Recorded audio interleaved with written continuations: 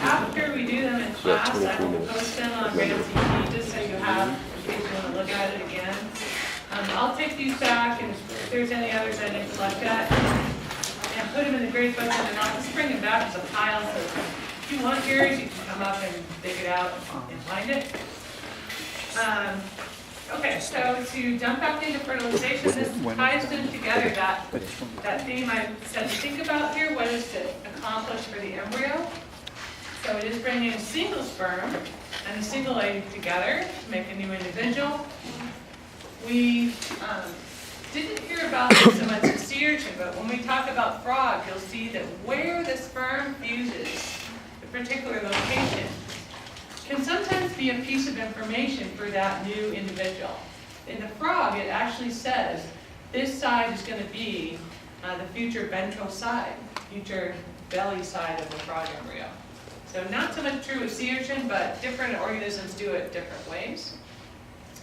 And then also it sets the organism into a new mode. So it has now restored the diploid condition, and now this new single cell is ready to begin a series of mitoses very rapidly. Okay? So here is a little thing called jade sperm, half-life 007, and it's a little bit of a spoof on fertilization, but it's also kind of a, it reflects all the events that we talked about today. So I'm going to post this on RAMCT, and when you're feeling like you might need a little kind of perky study aid or something, have a look at this, and as it goes through, think about what we talked about today and see if it kind of makes some sense. Kind of lighthearted way to study. Okay, so as these cells begin their next phase in life, the mitotic division period, they're going to go through the stages of the cell cycle naturally. And normally, we've talked about the cell cycle in the past, or you've heard about it, I'm sure, in the form of these four basic sections. So S for synthesis phase, then a growth phase, M for mitoses or meiosis as the case may be, another growth phase. And in the early embryo, the two G phases are very reduced, and they basically skip this step. So they're just going one after the other, mitosis, synthesis, mitosis, synthesis. Of course, you always have to do synthesis in order to be able to do mitosis, or you run out of chromosomes, right? So this is kind of like the bare minimum cell cycle that the organism could get away with. And since it's already oftentimes starting with a deliberately large egg, we don't really need to grow a lot of additional cytoplasmic components right away. Eventually it does. And so this enables the creature to get started on the path to becoming multicellular in a fairly rapid way, just by altering the cell cycle in a temporary fashion. At some point, they're going to hit this kind of mid-cleavage phase, known as the mid-flagellar transition. And we see three sorts of changes begin to occur. So before this period, the nuclei in the zygote and the early daughter cells is essentially not doing very much transcription. So everything to that point is just relying on whatever that was in the cytoplasm, we're going to use that, kind of like our just backup stores. And from this point on, after we pass through the mid-flagellar transition, now the DNA within the new organism itself will start to make mRNA and proteins and so forth. And so we refer to all of these DNA genomes in the zygote and any daughter cells as being the zygotic DNA. So it's not only just the zygote one cell stage, but also the daughter cells, still called the zygotic DNA. So you'll see these start to become much more active transcriptionally. Secondly, cell divisions become more asynchronous. So it turns out that in sea urchin and several other organisms, the first number of cleavages always happen kind of at the same time. So you get two cells, and then both of those daughter cells divide again at the same time to make 4 cells. Then the 4 divide again at the same time to make 8 cells. So it's all very synchronous. And after this transition, that becomes a little bit more, some cells are going rapidly, some cells are going slowly. And then the third difference is that these gap phases will be added back to the life cycle, because eventually you do have to grow some more cytoplasmic components. So mid-blastular transition is sometimes abbreviated MBT, so you may see that in the book or any literature you read. Okay, so here's another new idea. The mother is, of course, responsible for making the egg. And she makes all the cytoplasm, she makes the cell membrane, she makes the nucleus.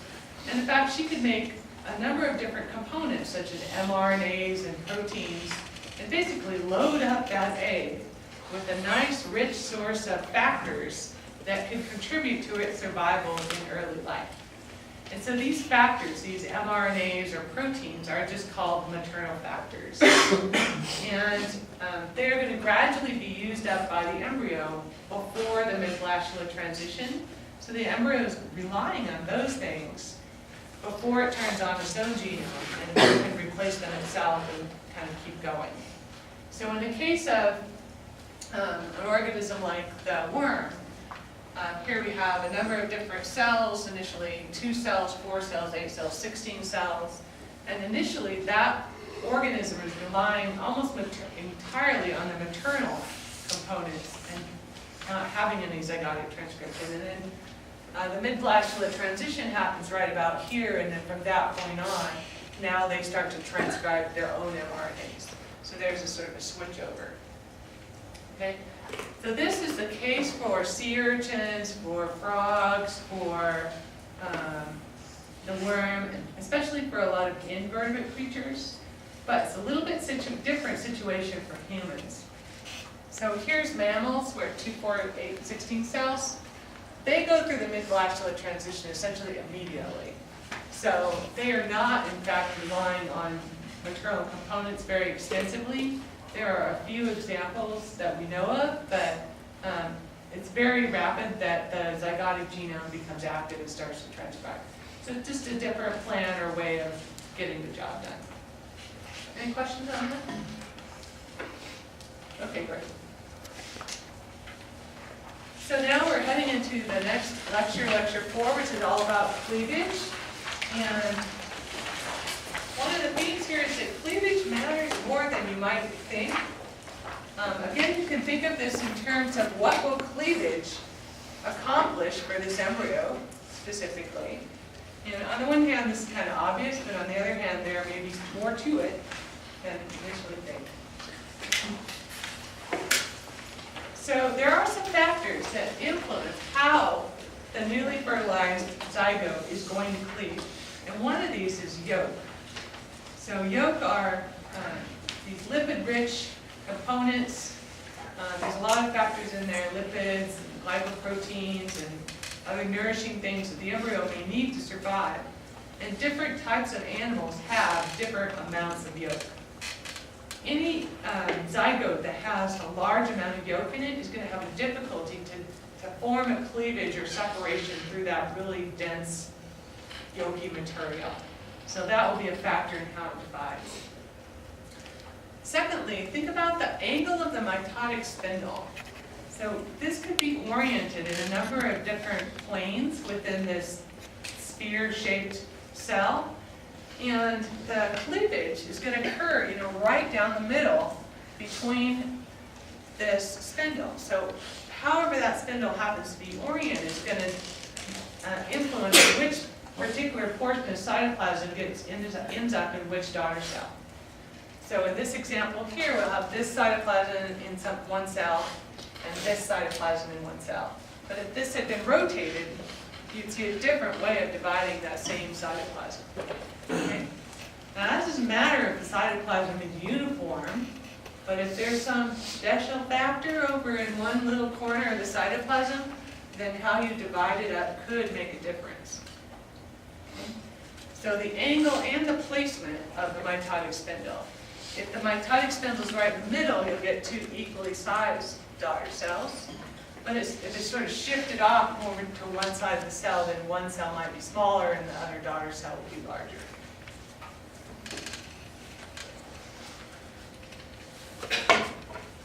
Okay, so as cleavage goes along, we're dividing up this initial cytoplasm, we're getting daughter cells.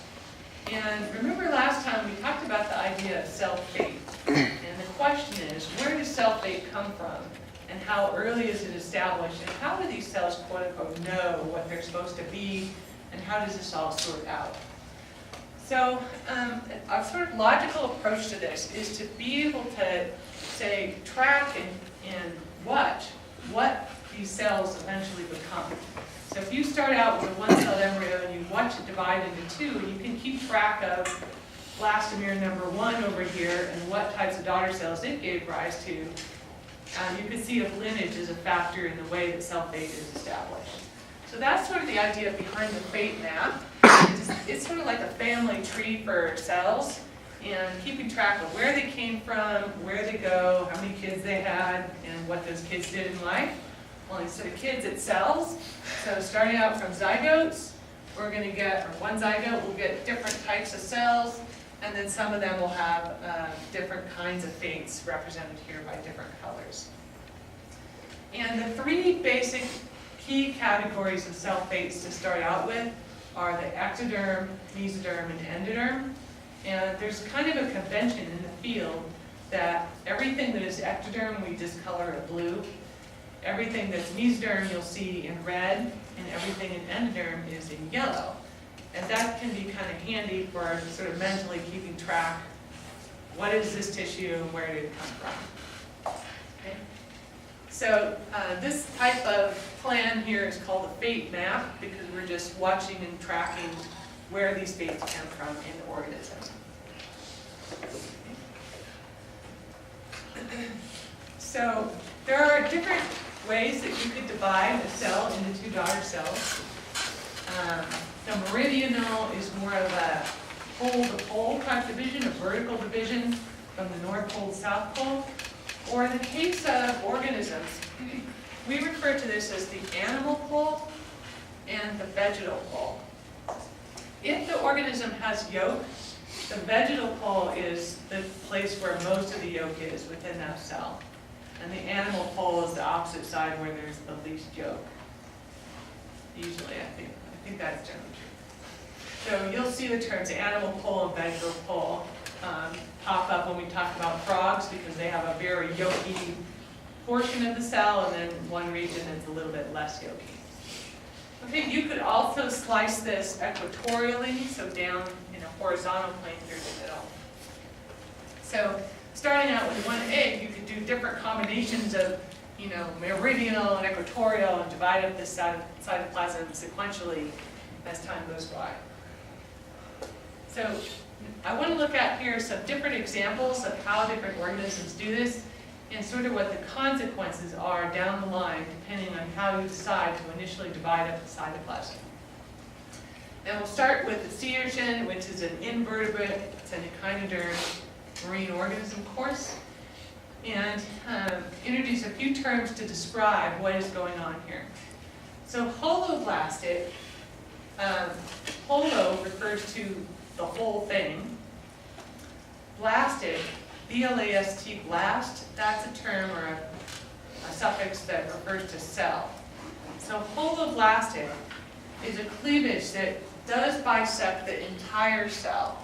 So if we start with one cell, we go through a holoblastic cleavage, we're going to end up with 2 complete, entirely separated daughter cells. Each of those completely surrounded by a cell membrane. Okay. Sea urchin actually does not have very much yolk, and so we use the term isolecital to refer to sort of an evenly distributed, sparse yolk. The iso is sort of evenly, and lecital is referring to the yolky mouse, and so there's not much of one and it's evenly distributed, so isolecital. And then radial cleavage is a term to refer to the kinds of patterns. And what happens in sea urchins is you get a number of divisions as shown here, which I'm not going to ask you to memorize, so don't spend some time on that. But eventually what we end up with tiers of cells, tiers of daughter cells that are basically stacked right on top of one layer right on top of the other. And that pattern is called radial cleavage. It's basically even around the circumference and just layers of cells. Okay, so that's one way to do it. And you can see here that this embryo has already made a little bit of decisions or some indications about dividing up cell fates, because even though all these cells are round and small, some of them are blue, yellow, or red, and that's it's suggesting to us that even at this very early stage, they've started down the pathway of deciding what cell will take on what cell fate down the line. Okay, here's what this actually looks like. So A is a sea urchin embryo, and if you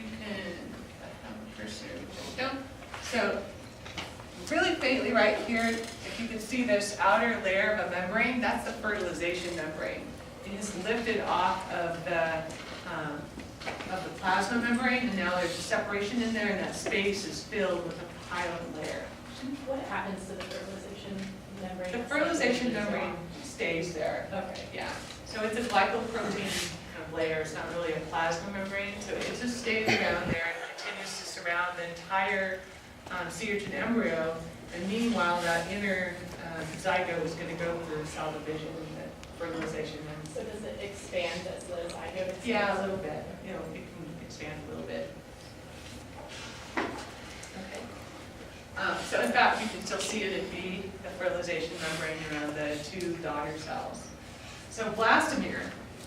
Okay, blastomere is a daughter cell. And so in early embryo, we get increasing numbers of blastomeres as more and more mitoses occur. C is a 4-celled embryo. And then around 8 cells, more or less, now we start to see kind of interesting. A little space appears in the middle of the embryo. And in fact, these blastomeres, these daughter cells, are beginning to secrete some fluid to the interior of the embryo. And at this stage, the stage for this guy here is called the morula. And then we're going to get some additional divisions occurring, and really for about the first time now, it's unequal in size. So there's some really tiny cells down here in the bottom, and then there's some other bigger ones on top. But cell division keeps on going, and that center accumulation of fluid keeps on going, until in F we see the organism at a stage known as the blastula. And you can think of it as being kind of shaped like a soccer ball at this point. So it's layers of outside cells, and then an interior that's filled with fluid. So this interior here we call the blastocoel cavity, and it's a space inside of these cells that's filled with fluid. So at this point, the cells are so small that you cannot really make them out on this image. And yet the overall size of the embryo is not so different than the original starter cell.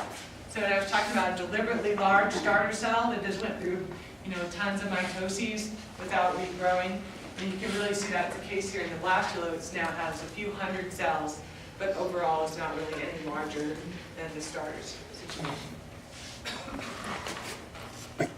Okay. Another guy is the snail. Okay. This one's also holoblastic, also isolecithal, but the way they divide these cleavages is a little bit different. And what happens here is you do get these tiers of cells, tiers of blastomeres, but they're going to be offset, one tier from another, a little bit paired to the lower tier. So it's a little bit more thermal stable packing, if you want to think of it that way, kind of maximizing the touching between these layers of blastomeres. And this pattern is called spiral cleavage, and that name comes from one tier rotates a little bit to the right, and then the next tier a little bit to the left, and then the next tier a little bit to the right, and so they kind of go back and forth in a spiral pattern. And eventually this will give a somewhat different shaped multicellular embryo compared to the sea urchin. Okay, so this twist direction actually is governed by genes, and it makes a difference for the pattern of the embryo down the line. So the normal situation here